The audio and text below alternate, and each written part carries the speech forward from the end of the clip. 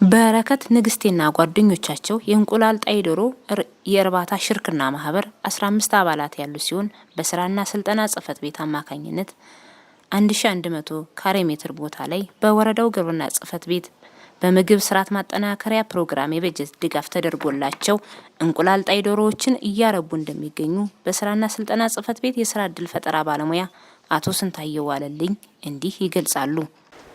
ስሜ ስንታየው ዋለልኝ ይባላል። ያው የስራና ስልጠና ጽህፈት ቤት የስራ እድል ፈጠራ ባለሙያ ነኝ። ጥሩ ያው ይሄ ድርጅቱ ያው በረከት ንግስቴና ጓደኞቻቸው የዶሮ እንቁላል ጣይ ዶሮ እርባታ ሽርክና ማህበር የሚል ነው። እንግዲህ ይሄ ማህበር ሲቋቋም ያው ከግብርና ልማት ጽህፈት ቤት ጋራ በጋራ በመሆን የኤፍኤስአርፒ ወይም ደግሞ የምግብ ስርዓት ማጠናከሪያ ፕሮግራም የበጀት ድጋፍ ላይ ከነሱ ጋራ በቅንጅት ሆነን እንግዲህ እኛ ስራና ስልጠና ጽህፈት ቤት ይሄን እንደምታዩት 1100 አካባቢ የሚሆን ካሬ ሜትር ለመስሪያ ቦታ ሰጥቷቸዋል። ያው ግብርና ጽህፈት ቤት ደግሞ በጀቱን ምንጭ ሆኖ ያው ልጆችን አደራጅተን ወደ ስራ አስገብተናል ማለት ነው። ልጆቹ ሲደራጁ እንግዲህ አባላት 15 ናቸው፣ ወንድ 7 ሴት 8 ናቸው። በድምሩ 15 ናቸው አባላት ማለት ነው። እና ተደራጅተው አሁን እየሰሩ ነው ያለ። እንግዲህ በድርጅታቸው ውስጥ ያው ማለት ዶሮቹ ወደ 2000 ዶሮ ይገዛል ብለን ነበር በቅድ ያዝ ነው።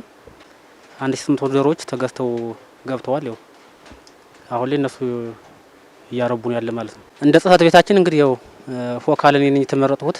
በፎካልነቴ እንግዲህ በየወሩ እየተገናኘን ከልጆቹ ጋራ ስራ ቦታቸው ድረስ እየሄድኩ ያው ድጋፍና ክትትል እናደርጋለን። የሚያጋጥማቸው ችግሮች ምንድናቸው፣ በቀጣይ ችግሮች እንዴት እንፍታቸው በሚለው እየተወያየን ያው ችግሮችን ከስሩ እየፈታን አሁን ልጆቹ በጥሩ ሁኔታ ላይ ነው ያሉት። ያው ዶሮዎችም አሁን ላይ የተወሰነ ምርት ያመርቱ ያለበት ሁኔታ ነው ያለ።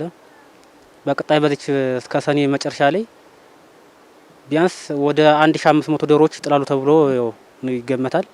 ያው እንግዲህ ቀደም እንዳልኩሽ መግቢያ ላይ ይሄ 1100 ካሬ ሜትር ስንሰጣቸው ቀሪዋ ያው ግማሹ እንደምታዩት ያው ዶሮዎች ሸድ ነው የተሰራበት።